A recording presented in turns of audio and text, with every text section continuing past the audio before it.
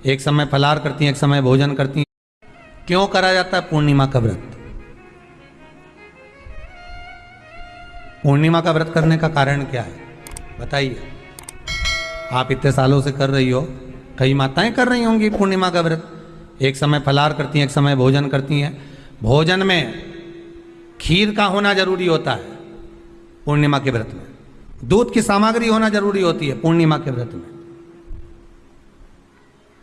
12 महीने की पूर्णिमा करो मना नहीं है। और पूर्णिमा उठाने का भी समय होता है चैत्र के महीने की जो पूर्णिमा होती है, चैत्री पूर्णिमा पहली पूर्णिमा मानी जाती है, इसलिए चैत्री पूर्णिमा को सिद्ध पूर्णिमा कहते, कार्य सिद्धात्री पूर्णिमा कहते, सिद्ध करने वाले। मनोरथी पूर्णिमा कहते हैं, मनोरथी पूर्णिमा। इसलिए पूर्णिमा का व्रत कहां से उठाया जाता है? चैत्र के महीने की पूर्णिमा से पूर्णिमा का व्रत उठाया जाता है कि मैं महीने की पूर्णिमा करूंगी तो वो चैत्र पूर्णिमा से उसको उठा लिया जाता है। पर उसका एक नियम रहता है, आप फलाहार करें अपनी जगह पर है, पर एक समय भोजन कर रहे हैं वो अपनी जगह पर। भोजन के साथ में मीठे के साथ थोड़ा दूध की सामग्री होना जरूरी होती है। और क्यों करते हैं पूर्णिमा का व्रत? किस लिए किया जाता है, क्यों करा जाता है? उसका व्याख्यान वर्णन शिव महापुराण के अंतर्गत स्कंद पुराण में लिखा गया। स्कंद पुराण में वर्णन किया है श्री वेदव्यास जी महाराज ने। कहा ये पूर्णिमा का व्रत इसलिए किया जाता है कि व्यक्ति का जब मन गलत भ्रम में जाने लगता है, मन जब गलत जगह पर जाने लगता है, तो ये मन को गलत जगह पर ले जाने वाला कौन होता है? तो कहा ये चंद्र होता है। व्यक्ति की राशि के अंतर्गत, व्यक्ति की पत्रिका के अंतर्गत, व्यक्ति की ग्रह दशा के अंतर्गत जब चंद्र बेकार चलता है तो व्यक्ति अच्छा करते करते भी बेकार करने लग जाता है। चंद्र डोल रहा है। कई माताएं कहती हैं गुरुजी हमारे बेटे को आशीर्वाद दीजिए, बहुत गलत संगत में जा रहा है। मतलब समझ जाना कि चंद्र गड़बड़ जा रहा है। बेटी अगर गलत मार्ग पर जा रही है,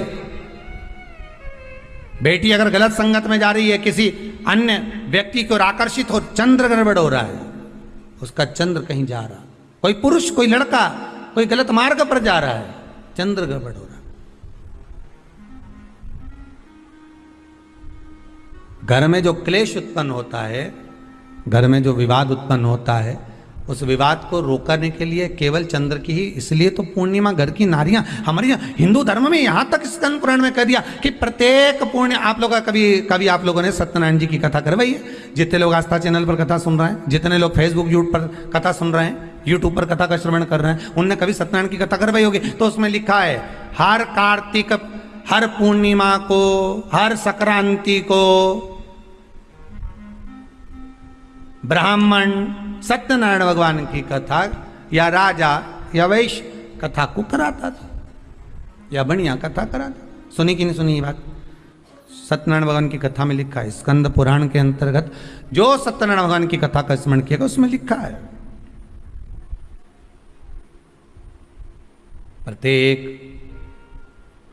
संक्रांति पूर्णिमा को सत्यनारायण की कथा करवाने लगा और ये योनि को प्राप्त हुआ, इस योनि से छूटा, इस योनि में गया। लिखा है, सब कुछ लिखा है। अब उत्ते से समझ जाओ कि पूर्णिमा को सत्यनारायण की कथा करने का बोला है।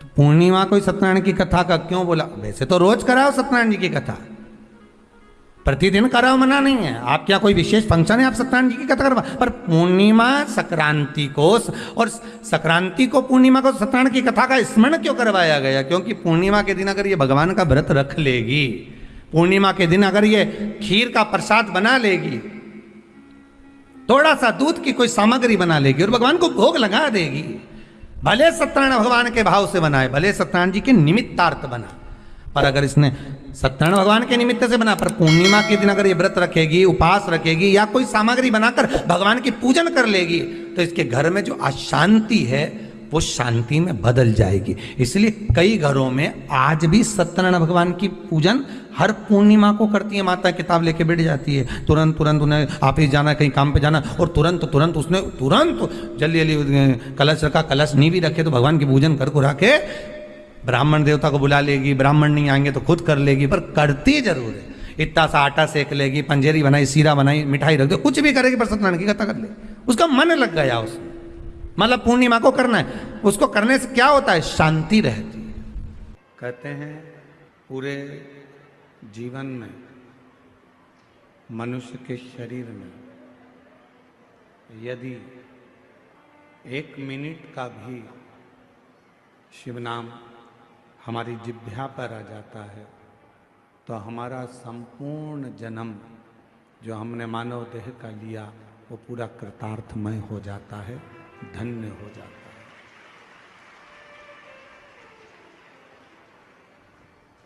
एक मनुष्य ऐसा है जो पैसे वाले को ढूंढता है।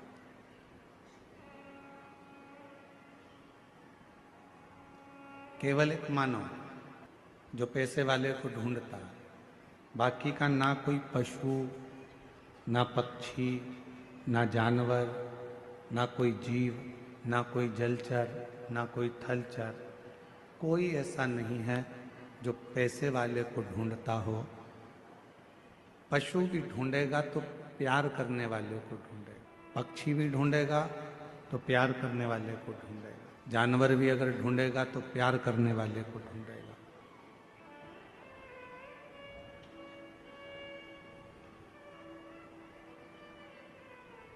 मनुष्य पैसे वाले को ढूंढता है, मानव धन वाले को ढूंढेगा, पर जानवर पशु पक्षी कभी पैसे वाले को नहीं ढूंढता। जानवर पशु पक्षी ये सब प्यार करने वाले को ढूंढते हैं कि हमें स्नेह कौन करे। एक क्षण का यदि प्रेम किसी पशु को, किसी पक्षी को, किसी जानवर को मिल जाता है तो वह आपसे दूर नहीं जाता और आपके पास आता है।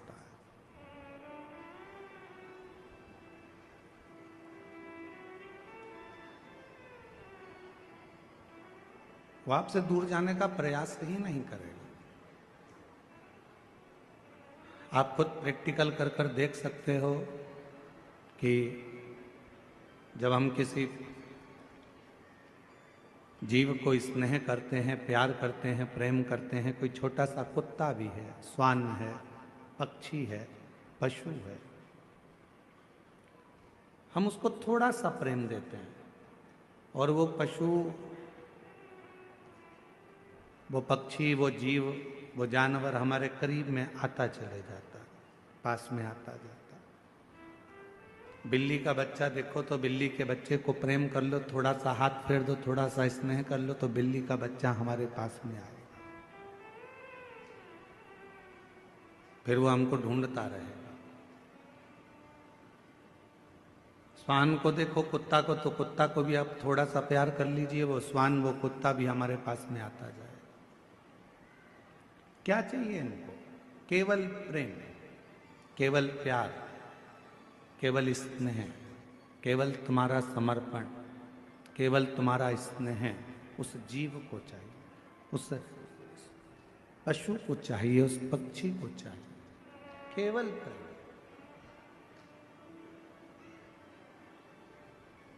और वो प्रेम के बल पर आपके प्रति इतना समर्पित हो जाता है, प्रेम के बल पर वो आपके प्रति इतना समर्पण धारण कर लेता है कि फिर आपको दुखी नहीं देख सकता। मनुष्य धन के पीछे भाग रहा है, मनुष्य पैसे वाले को ढूंढ रहा है और पशु पक्षी जीव जंतु प्यार को ढूंढ रहे हैं। शिव महापुराण की कथा कहती है,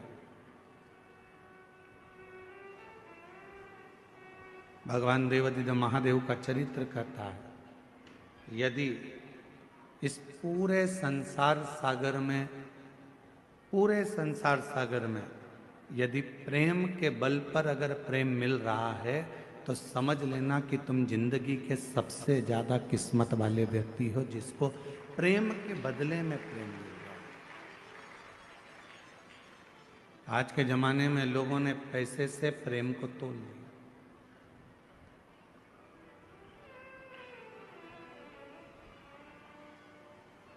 हर व्यक्ति स्नेह कब करता है कि जब मुझे फायदा कहाँ से मिलेगा, मुझे कैसे प्राप्त होगा, मुझे धन कैसे मिलेगा, मुझे प्राप्ति कैसे होगी, इससे मैं क्या लाभ ले सकता हूँ, इससे मैं क्या प्राप्त कर सकता हूँ, ये वो विचार करता।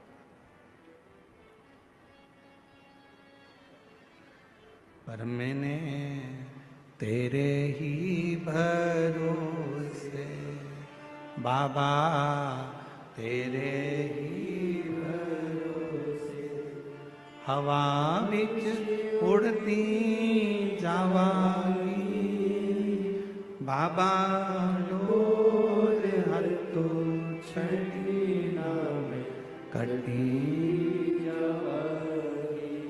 भोले मैं तेरी पतन, शंभू मैं तेरी पतन। शिव पुराण की कथा कर रही है, भगवान शंकर का चरित्र कर रहा है कि शिव जी का ना कोई दुश्मन है, भगवान शंकर का ना कोई द्रोही है, शंकर भगवान का ना कोई दुश्मन, ना कोई द्रोही, ना कोई घात करने वाला, ना कोई परेशान करने वाला, शंकर के सब प्रेम है।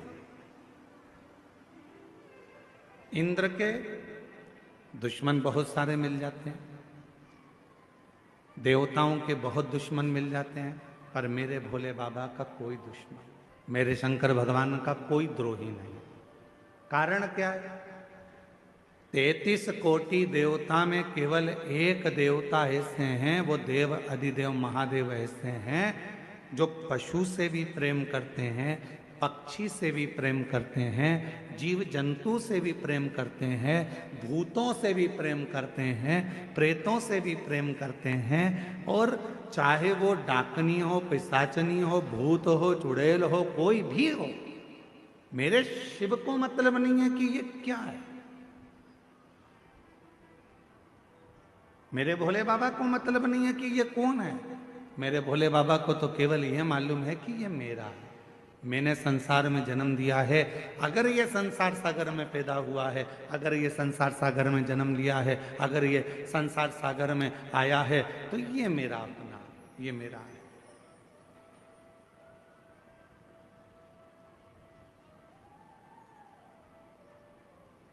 फिर इसमें कोई भेद नहीं है हमारा, ये मेरा अपना है और मैं इसका, इसमें कोई भेद नहीं। शिव पुराण कह रही है, भगवान शंकर का चरित्र कराए, ऐसा कोई देवता नहीं जो सर्प को भी श्रृंगार बनाए, ऐसा कोई देवता नहीं जो राख को भी, भस्म को भी अपना श्रृंगार बनाकर अपने शरीर पर धारण कर ले। जरूरी नहीं कि जिंदगी में हम आए हैं और हम जैसा सोचें वैसा ही हो, जरूरी नहीं है कि हम संसार सागर में, देखो भगवान ने आपको और हमको जन्म दे दिया, शरीर कैसा देना था ये उसको मालूम, हमारे पूर्व का कैसा कर्म था उसके अनुसार हमारा शरीर मिला। आपको और हमको जो शरीर मिला ये हमारे पूर्व के कर्म के अनुसार। आप सुंदर बनकर जन्मे, भगवान की कृपा है। आपके हाथ भगवान ने दिया, भगवान की कृपा है। आपके पांव भगवान ने दिया, भगवान की कृपा है। नेत्र दिए, भगवान की कृपा है। जिह्वा दी, वाणी दी, भगवान की कृपा है। श्रवण शक्ति दी, भगवान की कृपा है। बुद्धि दी, भगवान की कृपा है। शरीर कैसा देना था ये परमात्मा ने हमारे पूर्व का स्मरण कर कर, पूर्व के खातों को देखकर तब भगवान ने हमको दिया। यहां जितने लोग बैठे हैं, अगर आप में से किसी ने लोन लिया हो तो बैंक वाले पुराना हिसाब देखते हैं। यहाँ माइंस वाले बहुत काम करते होंगे तो लोन लेना ही पड़ता होगा, है? तो लोन लेते होगे तो पुराना हिसाब देखा जाता है, पहले लिया था, जमा करा कि नहीं करा, इतना पैसा लिया था, उस बैंक से उठाया था, भले तुम दूसरी बैंक से लो लोन, पर वो पूरी बैंक को टटोली जाती है कि इसने पैसा जमा करा कि नहीं करा, इसने जमा किया कि नहीं किया। बस जैसे बैंक का लोन देने वाला पुराना हिसाब देखता है, उसी तरह हमको जन्म देने वाला भी हमारा पुराना हिसाब देखता है। पुराना हिसाब क्या करा संसार सागर में जाकर, किसी भूखे को भोजन कराया, प्यासे को पानी पिलाया, भगवान का मंत्र जाप किया, नाम जाप किया, किसी को सहायता प्रदान करी, किसी को शिक्षा प्रदान करी, किसी को चिकित्सा प्रदान करी। वो पुराना हिसाब देखता है और पुराना हिसाब देखने के बाद हमारा शरीर देता है। हमारे शरीर में कोई भी थोड़ी सी भी कमी रखता है, समझ लेना हमारा पूर्व का दिया हुआ है। महाराज कुछ हमने श्रेष्ठ ना करा होगा, श्रेष्ठ ना।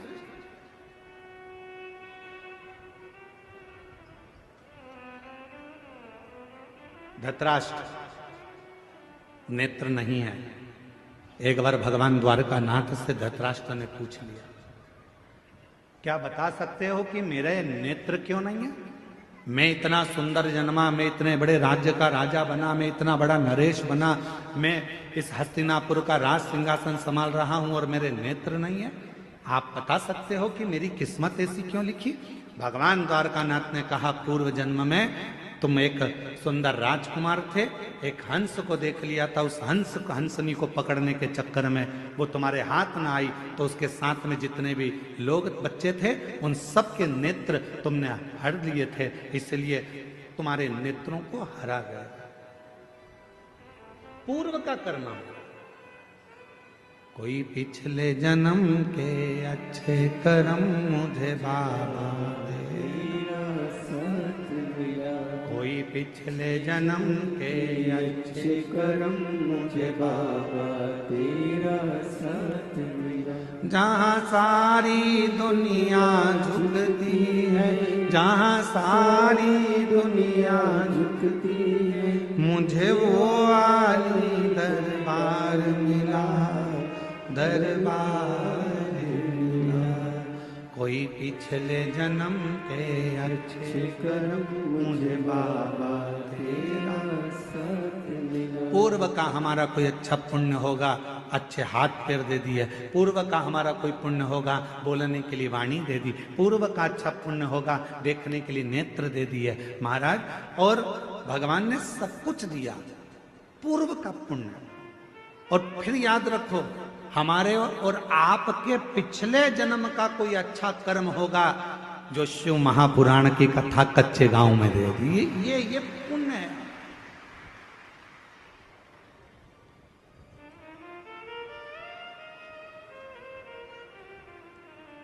यहां से जाने के बाद भगवान को धन्यवाद देना, तूने बड़ी कृपा करी, हमारे गांव के पास में कथा करवा दी, मैं जाके कथा सुन ली, तूने बड़ी कृपा करी, मेरे दोनों पांव अच्छे चलकर गई, तूने बड़ी कृपा करी, गाड़ी से पहुंच गई, तूने बड़ी कृपा करी, बैठने की जगह भी दे दी, तूने बड़ी कृपा करी, कथा सुनने के लिए कान भी अच्छे दिए। एक आध गड़बड़ हो जाता तो फिर ध्यान लगाकर सुनना पड़ता।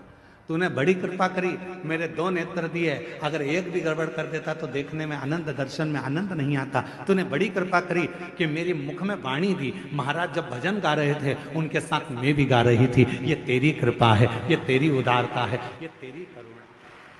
और प्रभु भगवान से कहते रहना, भोलेनाथ ऐसी कृपा करना मेरे बूढ़ा महादेव, ऐसी कृपा करना बूढ़ा देव, ऐसी कृपा करना मेरे महादेव, ऐसी करुणा करना मेरे बाबा कि मेरे शरीर को ऐसे ही चलाते फिराते रहना, इसको पलंग पर मत पटक देना, इसको कहीं हॉस्पिटल में मत पटक देना, चलाते फिराते। पूर्व का कर्म है हमारा। होते कई लोग ऐसे भी होते हैं जिनको खूब समझाओ, पास में कथा हो रही है चले जाओ, भगवान का नाम ले लो, एक लोटा जल चढ़ा दो, भगवान की भक्ति कर लो, पर वो करने को तैयार नहीं होते। उनके रहते हैं, नीम के पेड़ के नीचे कितनी भी गुलाब जामुन की चाशनी डालो, नीम मीठी हो जाएगी? बोलो तो नहीं। नीम के पेड़ के नीचे कितनी भी तुम एक काम करो, जलेबी का घोल डाल दो, मीठी होगी? चल जान दो। अच्छा, करेले के पेड़ के नीचे, करेले के पौधे के नीचे, करेले की बेल के नीचे आप गुलाब जामुन की चाशनी डालो, रसगुल्ले की चाशनी डालो, क्योंकि वो रसगुल्ला खाने के बाद उसका पानी तो काम आता ही नहीं है। तो एक काम करें अपन कि करेले की बेल के नीचे डाल देते हैं तो करेला मीठा हो जाएगा। हो जाएगा? करेला करेला ही रहेगा, नीम नीम ही रहेगी। उसको चाहे तुम की कितनी भी गुलाब जामुन की चाशनी डाल लो, चाहे तुम गुड़ डाल लो, शक्कर डाल लो, तुम्हारी मर्जी पड़ जाए जो डाल लो, पर वो नीम नीम रहेगी, कड़वी की कड़वी रहेगी, करेला कड़वा की कड़वा ही रहेगा। उसी तरह अपने गांव में, अपने नगर में, अपने शहर में, अपने मोहल्ले में, अपनी कॉलोनी में, अपने घर में, अपने परिवार में कोई ना कोई एकाध व्यक्ति नीम और करेले जैसा होता ही है। उसको कितना ही समझा लो, कितना ही समझाओ, कितना ही कह लो उसको, वो सुनता ही नहीं, समझता ही नहीं। अब कोई कहे कि गुरुजी वो तो हाँ हमारा रिश्तेदार है, हम तो उसको इतना कहते हैं, फिर भी वो भगवान की बुराई करता है, फिर भी शंकर जी की बुराई करता है, फिर भी एक लोटा जल की बुराई करता है। गुरुजी हमारे यहाँ वो आए थे, इतने बड़े संत महात्मा, वो भी शिव जी की बुराई कर दिया, वो भी इनने भी ऐसा कर। तो कोई कितना ही समझाए, पर वो नीम नीम रहती है, वो करेला करेला ही रहता है, उसको नहीं समझ में। महाराज उसने शरीर दिया कितना अच्छा, उसको साधु का। उसने जन्म दिया अच्छे घर में, अच्छे परिवार में, अच्छे कुल, ये उसकी कृपा। और उसने मौका दिया भक्ति को करने का, भजन को करने का, ये उसकी कृपा।